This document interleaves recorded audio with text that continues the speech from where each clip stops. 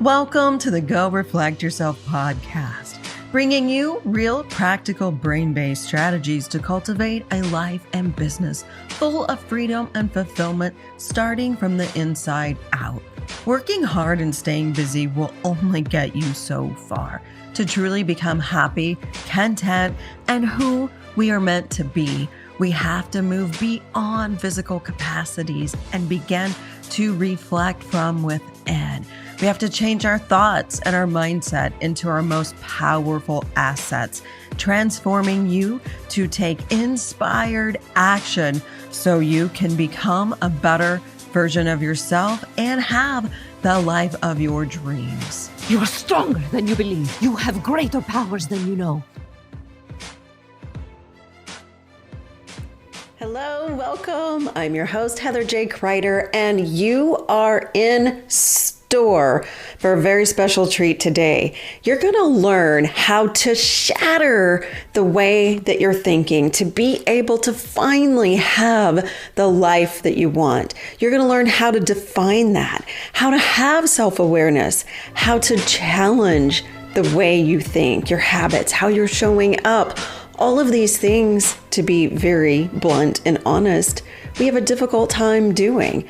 The Go Reflect Yourself podcast is all about bringing you ways to be able to create a different version of yourself. Different not meaning bad, different meaning progress. And today, my guest is going to teach you and take you on a journey that's going to show you exactly how to do those things. Pejman Ghadimi is an author of 3 amazing books that he's put together 20 years of his personal life experience and how he's been able to challenge the way he thinks, shows up, questions to have that curiosity and self-awareness.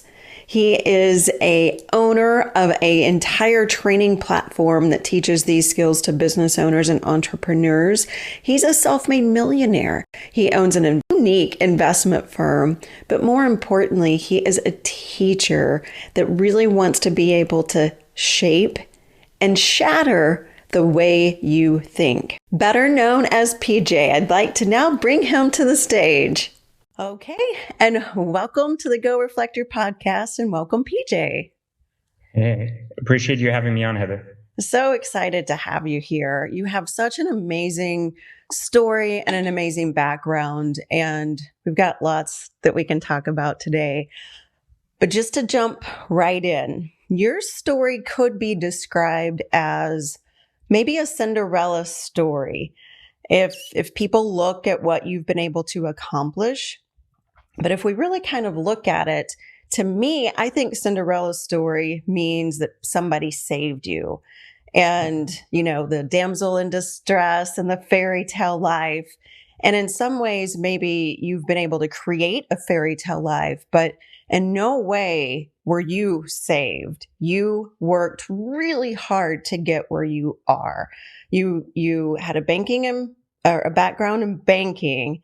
At this point, you've written 3 books, which we'll go over a little bit more, but you're a college dropout and you've still been able to amass a significant contribution to the world. But going back to the Cinderella story a little bit, can you just describe a little bit more of your story? And we don't have to go into all the nitty-gritty detail right now, but just a little bit of your background. So to kind of piggyback on the idea of a Cinderella story, I think one thing that is very, very true is that I was saved in a way, except I was saved by my mom very early on when she decided to take me away from the war in Iran to just give us a chance to be in Europe instead of in the Middle East. And that was a reset for her, meaning it was a hard kind of like losing everything again and starting over. So, you know, that was about the major savior in my life, which was her just sacrificing her opportunity for my potential opportunity. And I think that was kind of the driving factor of what enabled me to stay focused my entire life, knowing that if I did waste my life or if I did fall short of my own expectation of what could be, then I would ultimately be not only wasting my life, but hers in the midst as well, because she made that sacrifice as well. So that feminine kind of aura has been around me from a very, uh, very young age, and I've respected that a lot, and I think that's partially what's enabled me to kind of always have this balance of love and rage in kind of moving forward through my own life. So a big part of what you said is very true, that I've achieved a lot, but I've also I don't think that I have been by any means to the end of my own journey yet, in the sense that my mind is very far from being at peace. Very early on, I've always realized that there could be no peace in my life. So I fought for every aspect of every little thing in my life, from starting and getting a job without a green card as a telemarketer, at the age of 14, to then realizing by 18 that there was a ceiling to that business I was in, but yet having done very well.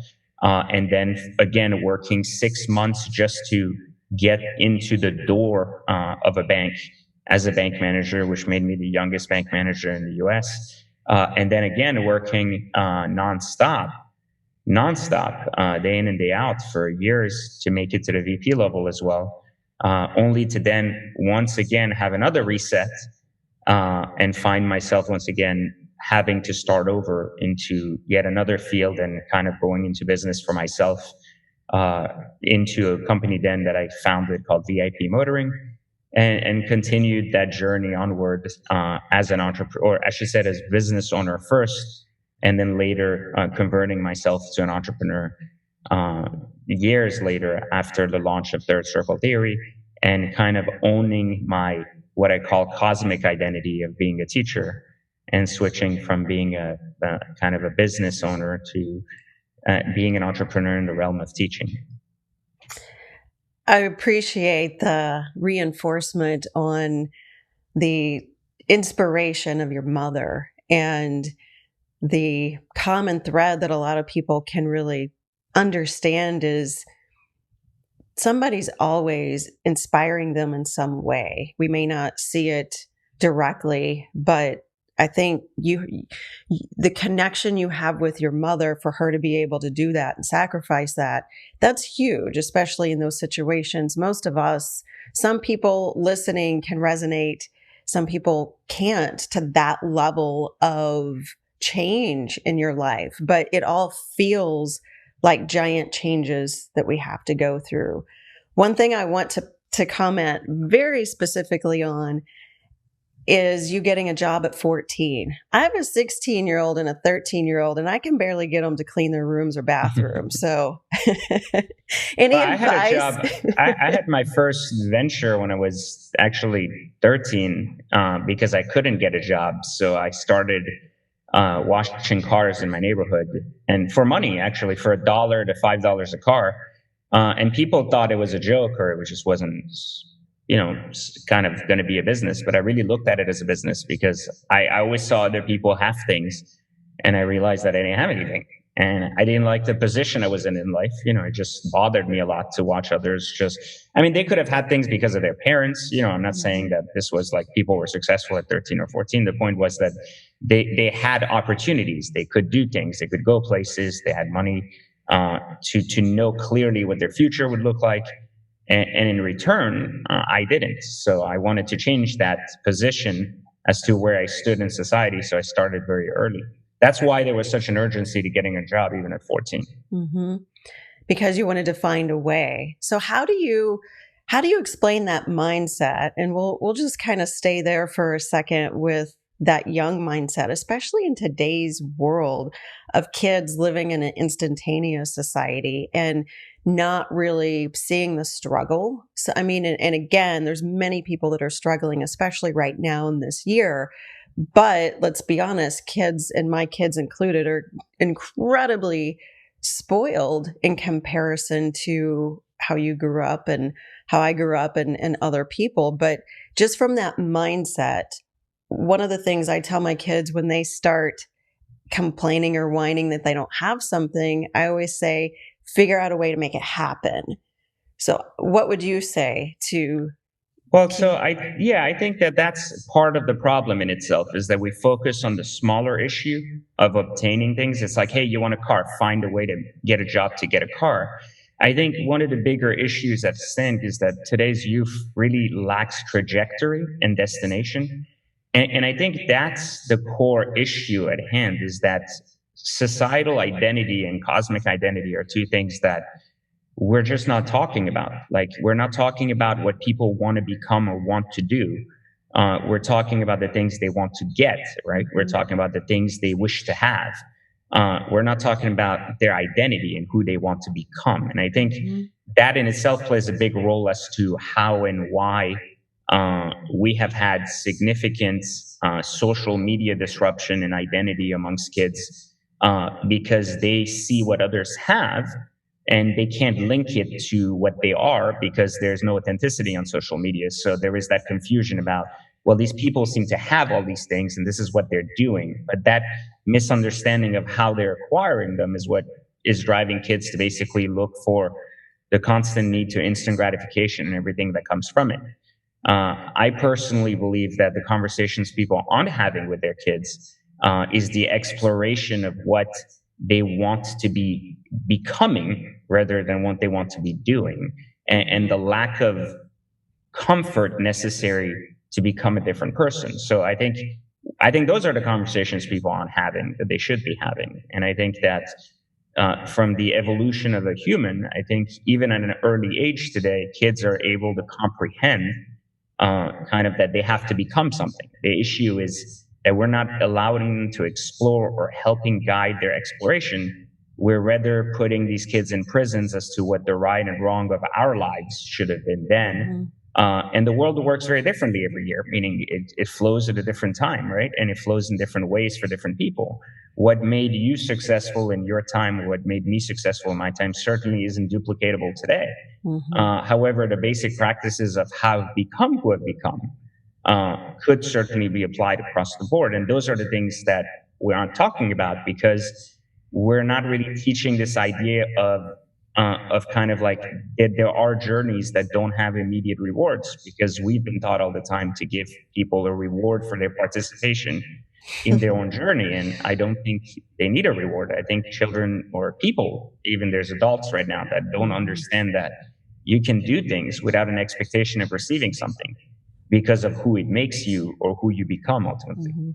I love that. And I'm grinning ear to ear because one of the things I've really been talking about lately with the Go Reflect Yourself movement and other things that I'm trying to teach is it's time to ditch your why and discover and become your who, and echoing everything you just said. So often we're looking externally for everything, but it's very scary to kind of peel back the layers, but who we are, understanding our strengths, our values, our motivations, and who is it we really want to become. So I love that. And especially starting at young ages, being able to have those conversations. And wouldn't you, I'm not going to answer this for you, you can answer, but from a values perspective, really having the values conversations with kids and getting them to understand what that means in relationship to who it is that they really want to become. Well, I think when you talk about value, it's a very sensitive topic because people I always say the world is divided into three types of human beings. And I talk about this in my first book, Their Circle Theory, which is, you have individuals who are aware, which means they have an understanding of what's happening around them.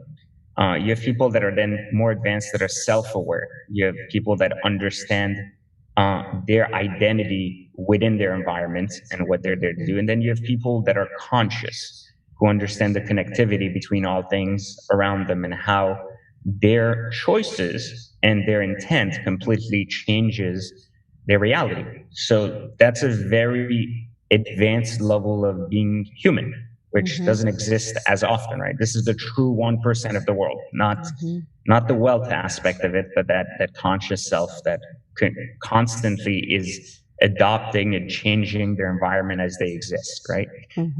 With their thoughts, with their mind, with their intent, they're constantly doing that. So the issue with teaching value systems is that we're teaching basically previous levels of prisons to people. Like we're like, this is the prison I existed in. This is the prison you exist in. This is the prison you're trying to get to.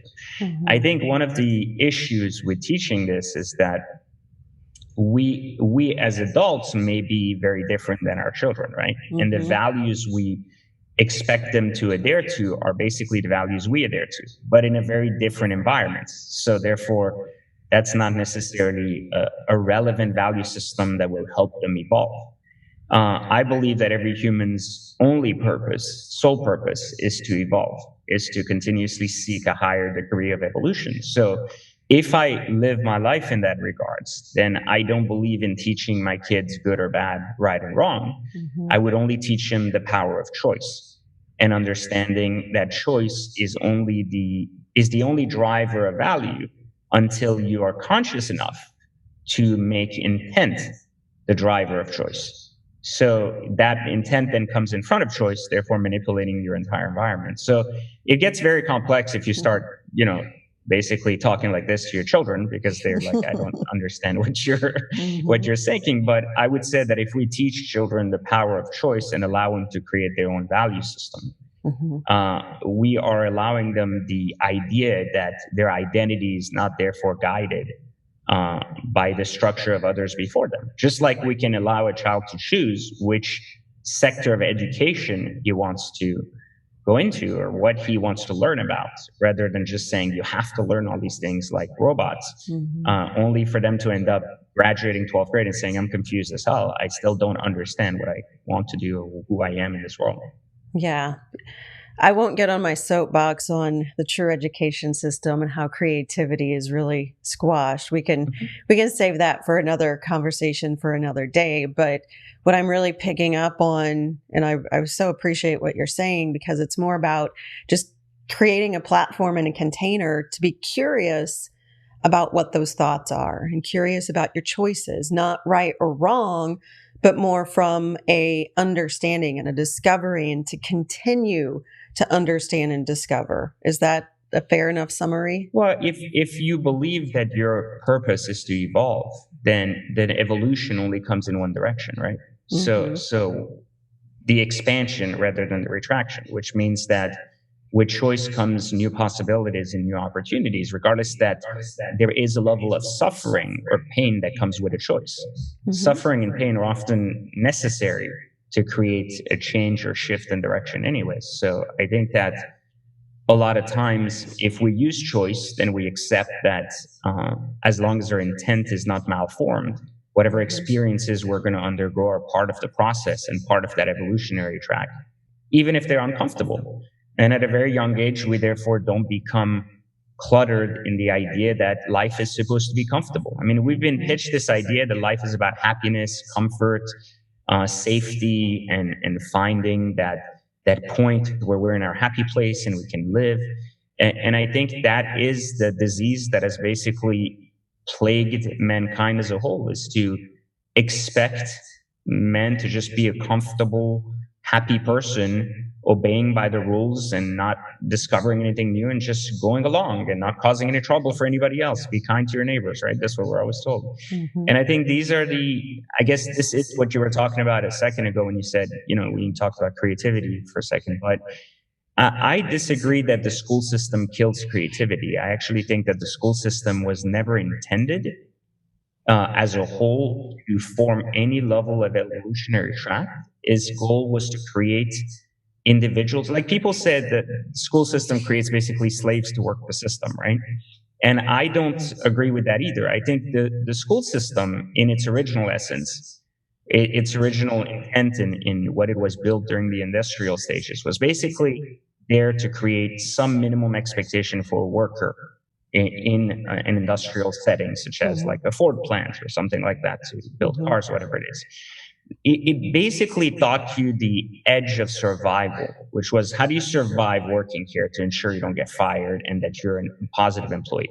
As the Industrial Revolution ended and people just evolved as a whole, people say, well, the school system can't support these places because that's not where the future is. So we have to basically create a larger system where people are basically trained and are starting to understand how to belong to what we do. And there was nothing wrong there. It's just that I think people then misunderstood the marketing of an education system, which was driven to make you believe that success was at the end of the journey, when in reality, survival was just the end of the journey. So it's like, hey, you graduate, now you know how to survive, but good luck. You got to figure out what you want to do.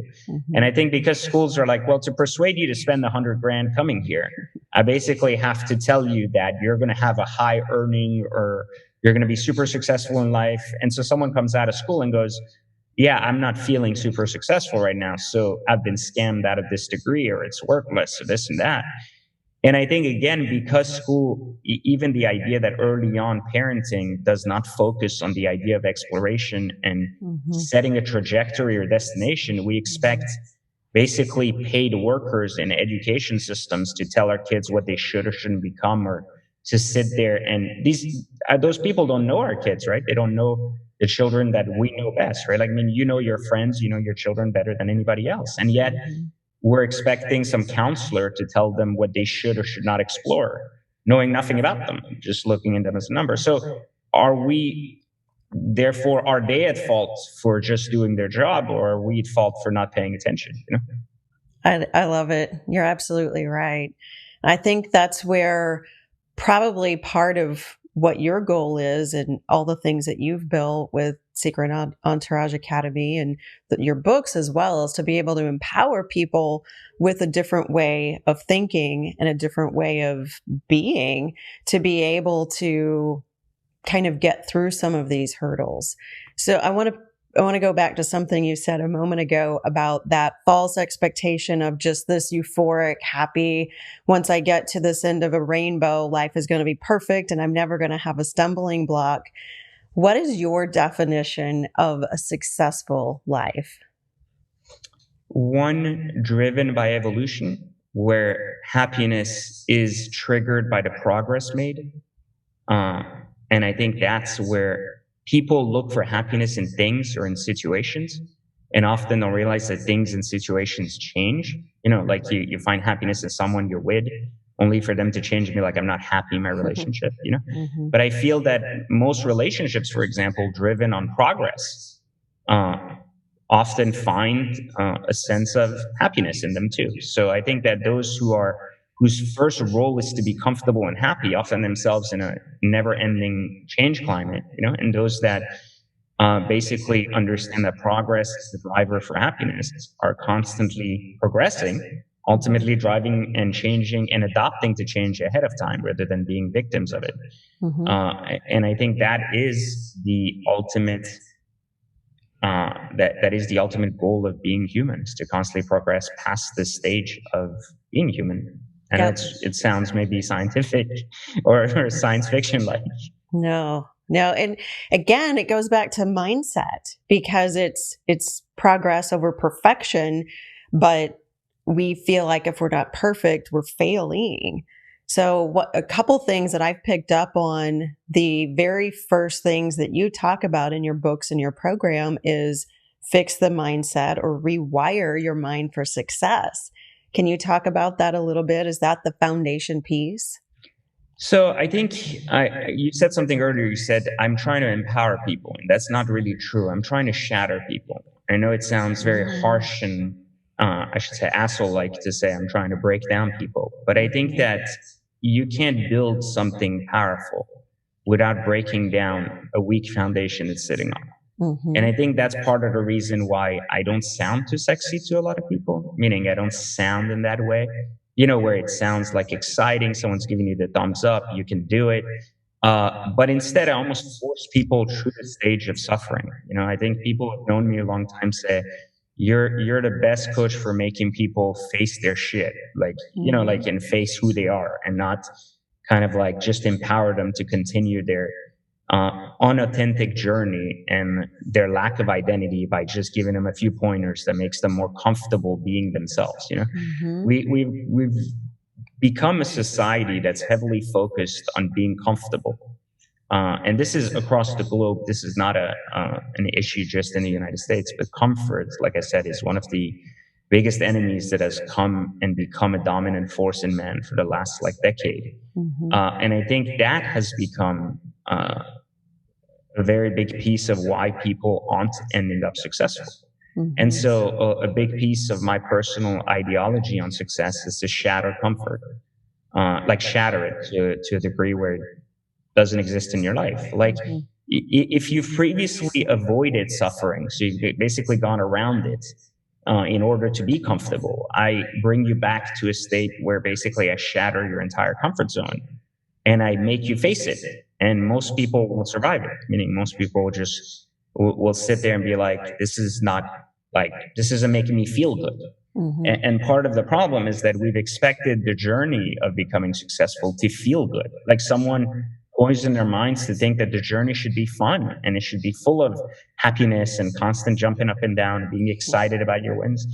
And it really isn't. It's the real journey to a path of consciousness that is a path of internal success, and that also leads to an external reality of success, which means that you are successful in the ways you've defined it for yourself, because success is not the same to each and every person, right? Mm-hmm. And each and every circumstance is not aligned to having the same level of success, So I think the first and biggest mistake people make is, they seek that comfort. The second mistake is they don't define their life. They use very broad definitions, like I want to be successful, but what does that mean to you? What does that success mean? Like, is the success the money? Sure. Okay. Is the success a relationship? Is the success having it all? Okay. No problem. What is all? Like, that's the issue. There's no definition of that either. These broad terms are basically made to feel good terms that don't help create real destinations. So as a result of that, there's certainly a lot of cloudiness and confusion as to what that destination is halfway through the journey, right? Like someone starts a business and slowly starts to feel uncomfortable and just disoriented about where they're heading. Is this worth the pain? How long is this pain going to last? I thought I was going to be successful faster. So the lack of destination is basically not allowing someone to have a scale of progress, because they've never really defined what the destination is. Where are they heading? So they can't really tell if they're close or far or on the path or not. So it's very quick to be distracted, disheartened by kind of the path you've chosen and how difficult it is. And it's through that suffering that, since you have no path to the destination, that you basically stay lost in your own thought, right? Never evolve, because you're like, hey, I just can't get over my own shit. And you're like, I just can't get over it. So I'm just going to be comfortable here because it's safe here. So I always looked at it as becoming successful requires basically a long journey down a hallway, right? And at some point, the door behind you closes and the path gets really dark. And the concept is, do you really know how far or how long you're going to have to walk before you even see some sign of light? And a lot of people get lost in that hallway. A lot of people have identified success as a door to the other side. I've said it's a hallway. There's a longer path than just opening a door and saying, all right, the new me is it. I'm successful now, and that's great. Hopefully it works. I think there's a long journey ahead, and that journey is very like a journey of solitude and a journey of self-discovery and a journey of self-reflection, but more importantly, just of evolving the self to the person necessary to take on that journey, to adapting your eyes to walking in the dark instead of seeking a flashlight. I think those are all of the little things that you can think about as metaphors that prevent people from really seeking that light, right? Which is their own kind of new self coming out of the final door and saying, this is my new reality, regardless that it's more money, a better relationship, and everything that comes with it. Yeah, I love that. And it's so true, because we don't know how to be alone and to have that solitude. And that's why that self-reflection process can be such a challenge, because it can be scary. And I love that perspective. I was just saying that last night. The moon was so bright and beautiful and you can see, but when the moon's darker and it's not so bright and beautiful, that's when you need assistance. And it's such a difficult thing for people to go through that journey.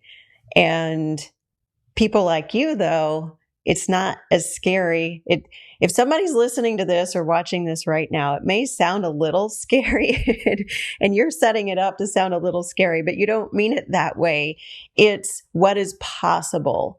And one of the things that I really want to pick up of what you're talking about is the discovery process doesn't mean that everything you're going to find about yourself you're not going to like. I think people don't give themselves enough credit for their strength and resilience. They just don't push themselves to that edge to find out. Can you talk to that a little bit? I mean, you've heard the saying that they say money doesn't make you good or bad. It just emphasizes who you are, right? Mm-hmm. And self-discovery is the same thing. I mean, we all have certain strengths and certain weaknesses. The point is, are we willing to play off of those strengths and allow them to overcome some of our weaker sides, right? Do we understand that every single person has a different identity? I think that a lot of us, when we seek that journey of self-discovery, want to compare ourselves to other people and how they've discovered and how far they are. But it's a very individualistic journey to take on. And I think that's part of the problem is we're looking for guidance from others as to how to do what no one else has done, because no one else is us, right? Like each person is unique. So you can't expect someone else to tell you, like, hey, here's what you're going to have to do to become who you are. You can only expect someone to say, here's what you got to be willing to do to discover enough about yourself to see if you have what it takes to go the extra mile, right? Mm-hmm. I think one thing that you said earlier is I do want people to think it's scary because they have, like I said, they have to be willing to face that fear. Mm-hmm. They have to be willing to face the fact that the path is not easy. And I think if we portray that path as an easy path where everybody can take it, everybody can do it, it's the same as saying, anyone can be successful. Anyone can be a billionaire. Anyone can be this. And reality is that's not true. Not everyone is ready for that. Not everyone can be a business owner. Not everyone can be an entrepreneur. Not everyone can be an author. Like, yes, there are characteristics that make people be able to write a book. But can they be an author? Those are two different things. I think this is where definition play a big role. Anyone can write a book. Can everyone commit to becoming an author? No. Mm-hmm. Writing a book does not automatically make you an author. You become an author when people read your books. There's a difference. Mm-hmm. Like, what good is a book, no one's reading? What good is a movie no one's watching? Like, if you're a director, people are like, I directed a movie. I'm like, 8 people watched that movie. That's not a movie. Like, like that's cool in your head. That's cool. A cute little hobby. Well, you tested your creativity, right? Mm-hmm. You brought your creativity to life through a medium as a movie, but you're not a director. You're a director when people accept your work, streamline it, mainstream it, and talk about its impact. Mm-hmm. Without its impact, then the product doesn't exist. It's irrelevant. I think that's part of it. But what's scarier than undertaking the journey is actually not undertaking the journey. I think that's what people should be most scared about. Mm-hmm. People should be scared of living in a world where they have zero control over their environment, living in a world where anything is always and consistently happening to them as victims and never happening along the lines of what they want to create, right? They're always a victim of what's happening. Like COVID happened. This is something they couldn't control. And its impact was felt very differently on different people, right? Like, I mean, I had the best year of my life times 9 on COVID year, and people were completely unprepared. It hit them in a very bad place. And there's people who will blame government shutdowns, who will blame reasons for that despair, right? And that loss. And while I'm not questioning that there's an impact from these things on your life, they're not the deciding factor of your life. And I think that's the key that people don't pay attention to, Mm-hmm. Absolutely. So where did you learn these skills?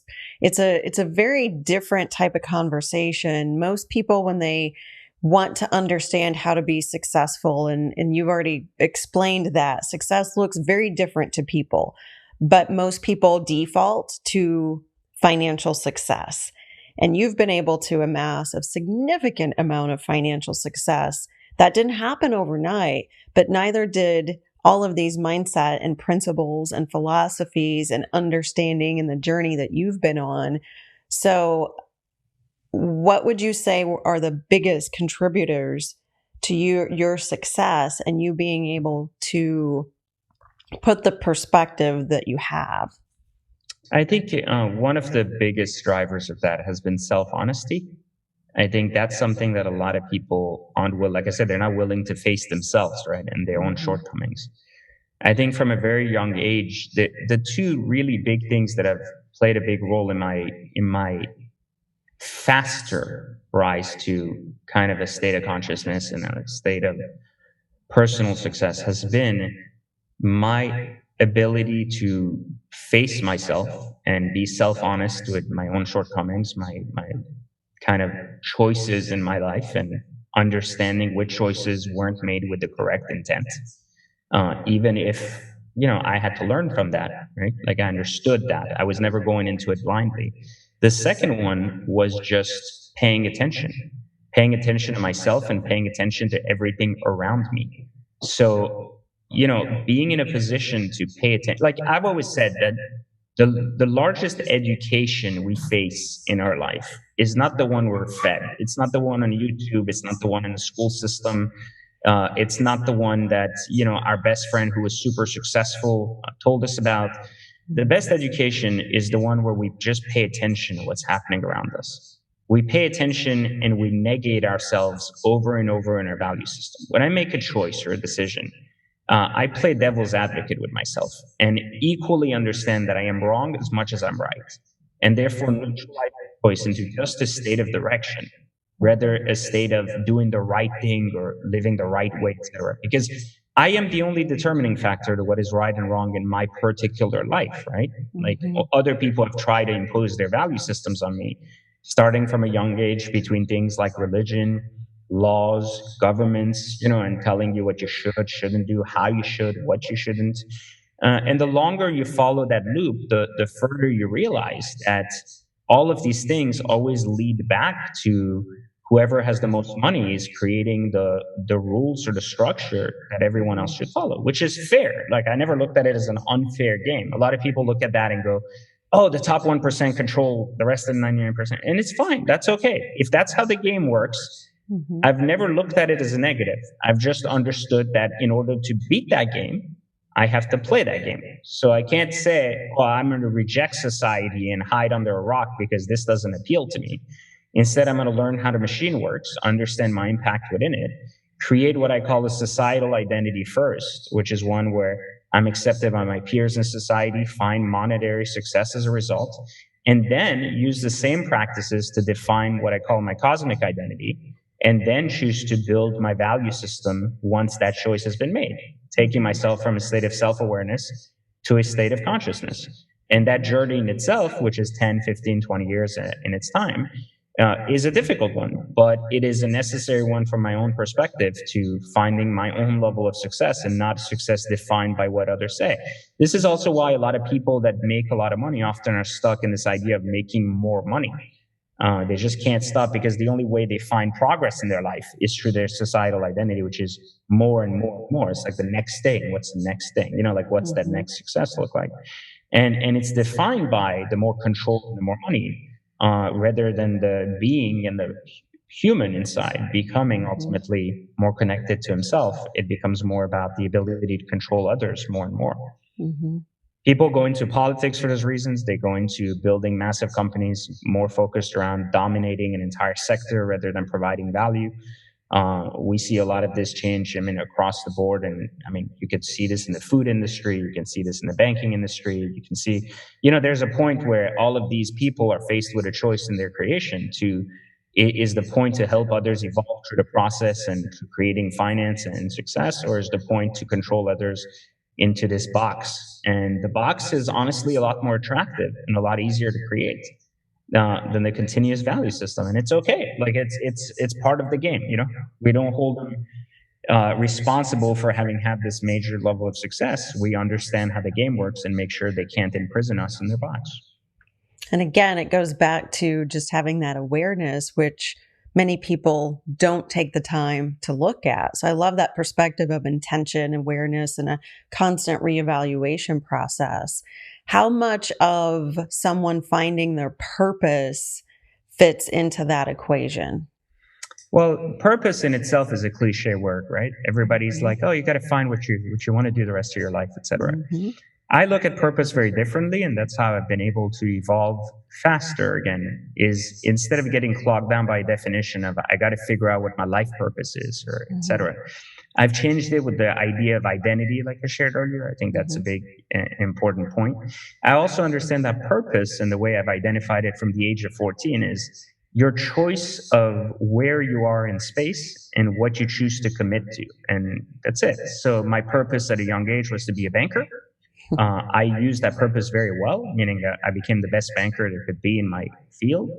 My later purpose was to establish a fund known as VIP Motoring, and I did that again in its time. And like I said, until I changed my cosmic identity to teaching, I then decided to create purpose around that particular identity. By creating once again more teachings, via the source of books, via the source of courses or whatever else I could find. And those are just mediums to bringing my cosmic identity to people, right? Mm-hmm. Which is, I'm a teacher. How I teach varies. Someone might read a book, listen to an audiobook. Someone else might say that they want to pick up a course, a boot camp, or learn a whole new strategy. And I don't make an excuse for these things, because these are just different ways that I bring what I believe in, which is my message, my core message, that man must be conscious, to people. And man must be conscious about money as much as he's conscious about himself, and conscious about his existence in society as much as he's conscious about his life and what he wishes the meaning of his life to be. I think those are the things that people aren't talking about. They're talking about being given your purpose, discovering your purpose, or waiting for a greater power to tell you what your purpose is or why you exist. Instead, I think it's more of a state of just one self-discovery, elevating yourself enough to adopting that whatever previous purpose you've chosen to undertake in your life, it was preparing you for the ultimate purpose that you're most willing to commit to, whatever that is. So I think the word we're not talking about with purpose is the word commitment. And I think what you commit to is what you choose your purpose to be. And evolving with what you're learning and obtaining and growing. And that sounds like that's what's happened to you, is your purpose and your commitment during those phases of your life has created this purpose and commitment of teaching and sharing. Is that accurate? I think my commitment has been I think my early commitment was really focused around making money for myself. And I think that's a fair commitment, regardless that people agree with it or not. And my second commitment was that once I understood where I fit into this model, that I no longer wanted to commit to making money, but rather understood how to make money without making that commitment. So my time could then be spent committing to things that were more relevant. I committed to teaching, and as a result of teaching, I can still continuously make money. But I also committed first to teaching, secondly to making money. And I think that's very different, because this is where intent comes in, right? This is where choice and intent come in. When you have a choice in your business, where what matters the most? Is it the money, or is it the direction? I mean, especially when the industry in self-help is such a disgusting, broken down industry, you get to a place where you ask yourself, you go, why am I doing this? Am I doing this so I can come up with the next thing to make a buck, or what am I trying to accomplish, right? And that's when your intent uncovers itself. And that's where self-honesty kicks in. Because while other people will question your intent, which they can or can't, doesn't really matter. I think self-honesty is really when you know you're deceiving yourself, or you're ultimately seeking further wisdom, and there's a strategy to doing that, even if others can't relate or understand or seem to have a negative fit about it. Like, why are you doing this? Why are you doing this way? Why should you do that? This is stupid. You should do this. It's like, can you block out that noise and understand what your own intent is and stay honest to it and true to it? What would you say to someone who their first objective is just purely financial? And there's a lot of people that are really suffering right now, struggling, use whatever adjective you want, but financially has been quite devastating to a lot of people. And that's the only thing that they really are looking at. What do you say to someone in that scenario of where to start?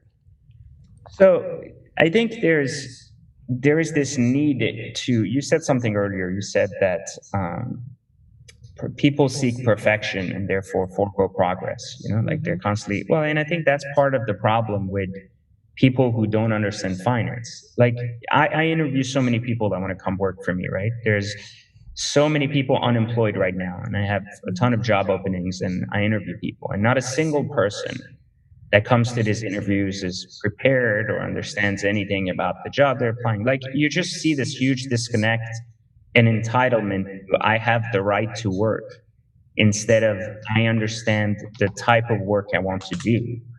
I think that's the first issue, is that people don't understand that there is a relationship between your skills and talents, and the ability to practice them under someone else until you're good enough to bring them to the work on your own and to start your own version of whatever it is you're doing.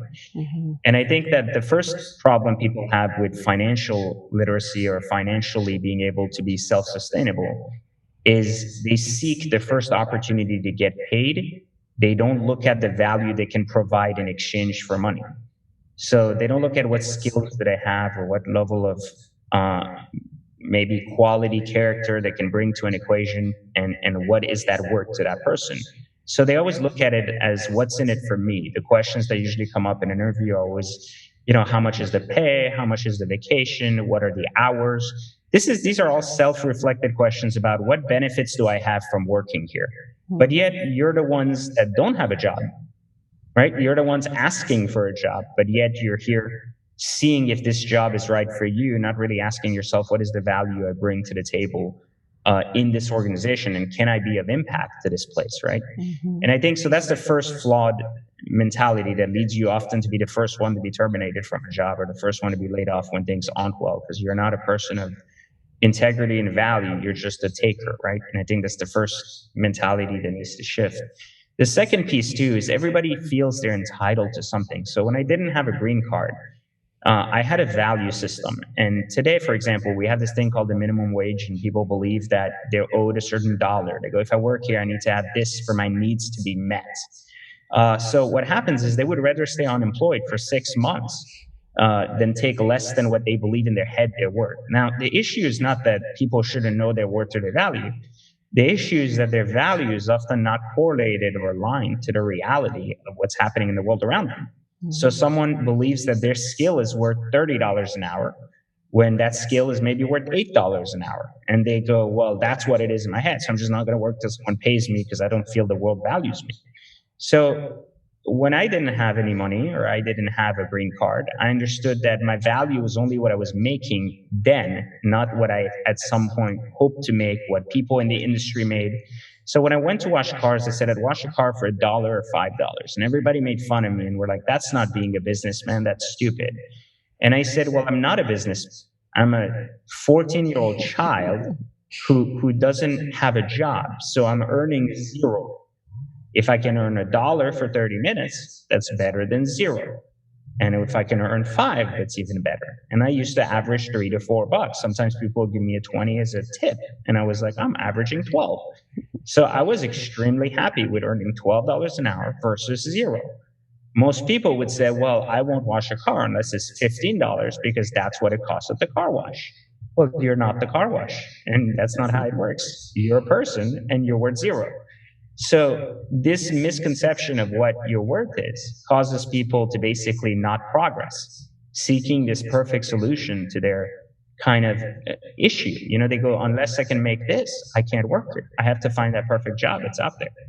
But the perfect job is never the one that a taker will ever come into and take the most from. The perfect job is the one where you understand what you're providing for the place, for the person, for the institution you wish to work with. And then there's this big misconception too that people go, well, you don't want to work somewhere because people are paying you to build their dreams. And it's like, well, yeah, but you don't have dreams of your own. If you did, you wouldn't be here. And I think that these are, again, the inconsistencies in the getting your education from Instagram instead of getting your education from the real world, So that's why I said the ultimate recipe for success is just paying attention. And stop feeling that you belong somewhere or you have self-awareness when you truly don't even exist in the eyes of everyone else around you. People give themselves a wrong sense of self-worth. And partially in Western countries where we have been taught that we have rights or given the illusion that we have rights or we matter, etc., we are basically put into this place saying we exist equally amongst all humans. But we all know that even equality in governments is illusion and complete bullshit across the board. And so, I mean, you just take it this way. If two people showed up at a town hall meeting, one of them was a billionaire and the other one was a homeless guy, would they have the same say in the city projects that are going to undergo the next 5 years? Of course not. They wouldn't even have nearly the same value. Now, even take that and make it even crazier and change their races, right?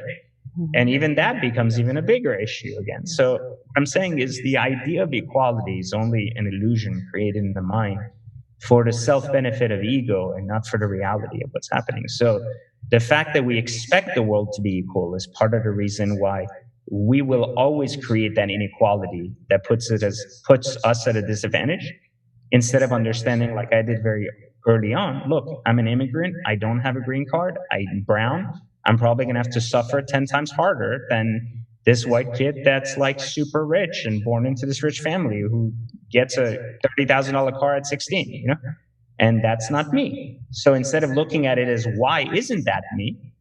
I started realizing that the only way I can offset the balance is if I create something faster, because that kid will probably go to a 4-year university, have 2 more years after that, have 10 years in education that's comfortable, and his parents will pay for it, and I don't have that opportunity. Mm-hmm. And I never looked at that as a negative, and I think that was the big piece of my success, was that I didn't allow circumstance to be the reason why I was sour or bitter that I didn't have something. Instead, I focused on I wasn't that idiot either that was like, I'm blessed, I have my health, I'm good, I'm so happy now because I have the basics of life and I can go on and be happy now. Instead, I was like, look, it sucks. My life sucks. I don't have shit. I live in a basement. It sucks. That's the reality. Face that early and be like, okay, how does it change? Does it change by feeling sorry that kid has a Camaro? No, it doesn't change anything. That kid's life doesn't have any relevance on mine. He doesn't even know I exist. So why do I care what he has or doesn't have? Instead, why don't I focus about what I want to have, what life I want to live, and who do I need to become to get there? And then even if it takes me $1 at a time, even if it takes me 20 years, well, it's guaranteed that if I move forward, I'll be somewhere better in 20 years, even if I'm not where I want to be than where I was then. So better start walking, right? Because some of us don't have bicycles, or some of us don't have tricycles, or don't have cars when we're young, And that's where innovation comes from. So all of your books, if we can just kind of summarize, one of the quotes let me just say this. Everything you're talking about today and all the programs that you offer really come together in your 3 books. And the quote that you have on the gate of choice is man's greatest opportunity to overcome. And that's everything that you're talking about here today.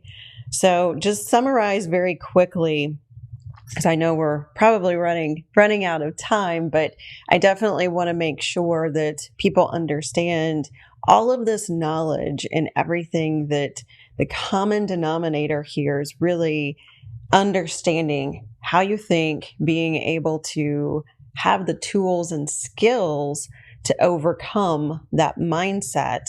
And that's really, when I look at your books, that's really what are in them. Can you explain just very briefly why you decided to write them? Yeah, so my 3 books are basically a combination of the last 20 years of my life. And they are a roadmap to what I call consciousness.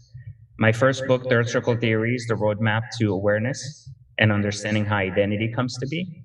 My second book, Radius, may be confused for a business book because it's presented this way, but it's really, I believe that the bridge from societal identity to cosmic identity to consciousness is creativity. So that bridge is ultimately where entrepreneurship comes from. I call entrepreneurship unity around creation. So I look at that and I break down what truly makes an entrepreneur, even if you don't own a business or build a business, just the entrepreneurial mindset of creativity and where it comes from, and understanding how to act on it in the physical realm. So that's the second book. And the final book is a more advanced book. It's not for everybody. It's called The Gate of Choice. And its concept is to understand the full functionality of a human through what I call a gate of consciousness, which we've heard of a lot of things in the world, from, psyche to, we use terms like chakras. We look at astrology, we use words like purpose, destiny.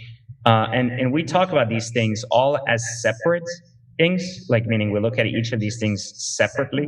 But there's an interconnectivity to all things, which I disclosed earlier in our conversation, that a conscious human is one that can connect all things around them to forge a new reality.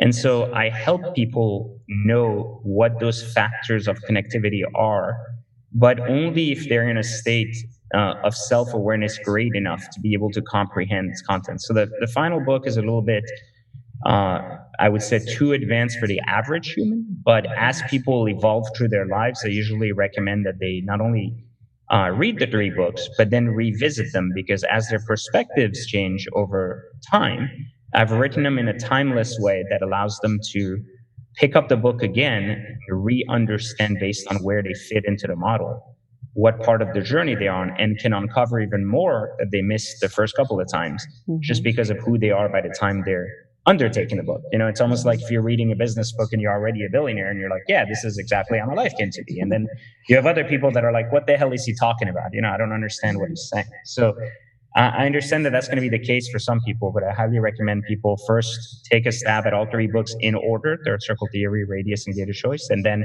as they undergo through their life and where they fit in, know exactly what to revisit and kind of pay attention to. Outside of your three books, is there another book that has been instrumental for you in some of your teachings or just your mentorship? So I'm going to tell you something that, again, nobody ever believes me in, and I say this: I don't read books. I've never read a book in my life. Never read a full book from beginning to end. I've never listened to an audiobook. I've never watched a book. I can't get into. I've always believed that to create an individual and true identity, you have to make your own choices. And so even the way I've written my books, it forces people to not follow direction. And instead, it forces them to just self-reflect on certain topics, to crush their common understanding of their framework for existence. It does not really tell them, well, change your framework with my framework and you'll be better than you were before. It just forces them to, by the end of the books, just accept that as much as their way of living could have been accurate, it also could have been completely a falsified fabrication of their own mind, which means that if you can agree that everything you've ever learned is as true as it is false, then you can always be a student of your environment and paying attention to what's happening. I'm just grinning because that's really part of the neuro coaching and neuro leadership programs that I teach. It's really being at a state of consciousness where you can have your own awareness and be confident with that. And sometimes it's right and sometimes it's wrong, but it's all about what your decisions are.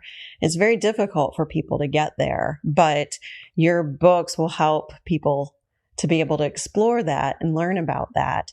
Would you, because again, I know we're kind of coming at the end of our time here today. Is there one quick piece of advice that you would like to leave with someone who maybe is really struggling or they just can't get over themselves, for lack of a better term? What's a quick piece of advice you can give them of where to start? I think pay attention. I think I keep saying that, but like, people just aren't paying attention. Like they just keep going down these rabbit holes of information. They're paying attention to everything around them, not themselves. Like, pay attention to what's causing you to fail in life. Like, be honest about why you're not where you want to be. And any time, I think any single time you ever want to put the blame on something else, it doesn't matter what it is, even if a drunk driver hit you and you're like, oh, I lost my legs, blame yourself. Because the day you blame yourself is the day you find a solution to fix yourself. The day you blame others is the same day that a year later you'll still be in the same place blaming someone else for something else. So no matter how destructive life has been, no matter how poor the situation has been, like if COVID has impacted your life or you've completely destroyed your financial health by, not having anything during COVID, then blame yourself. Blame your last 10 years of existence before that and ask yourself, like, really, like, pay attention to everything you did. And repeating the same behavior will lead you down the same hole. Just next time it'll be even deeper and eventually it'll be your grave. So just don't go there. I will make sure to put in our show notes links to all of your sites, but just very quickly, learnfrompj.com, your Instagram handle, I Create Millionaires, and your YouTube, Exotic Car Hacks. Is there any way else you want people to connect with you? And I actually think, the easiest place to go, learn from PJ or go to pejmanghadimi.com. From a business standpoint, those are going to be your better websites that are more relevant to what people heard here today. I teach a lot of financial literacy through exotic cars and watches and things through some of my other platforms, but people want to enjoy, they can absolutely do that, but it's not really relevant to our talks here. Those are just where I share a lot of passion for cars and watches and the art they create in the world, and I teach people the financial assets around them. That's the follow-up conversation. That's the next Anytime one, right? you want. More fun and less deep, There you go. Well, you have to start here, though. And that's, absolutely. I think that's the point. Most people want to start there. They want, to kind of take this full circle to where this conversation started. People want all the stuff first. They don't want to do the work to become who they're supposed to be. They just want that instant fix. That's for sure. Well, PJ, thank you so much for your time today. We'll make sure to put all the show notes together for people to connect with you. But I'm very appreciative of your time and sharing your wonderful goodness with our audience. Well, thank you so much for having me. And best of luck to everybody as they undertake their own progress through their life. All righty. Thank you. Thank you so much for listening to this episode of Go Reflect Yourself. Please rate and review this episode, and if something moved you, please feel free to share. For more inspired action or to stay in touch, head on over to goreflectyourself.com or heatherjcrider.com. You can also take the growth mindset quiz and learn where your current growth mindset lies. Stay in touch on all social media at Heather J. Crider. Until next time, this is your host, Heather Crider, and I am challenging you to go reflect yourself so you can discover and become who you are meant to be.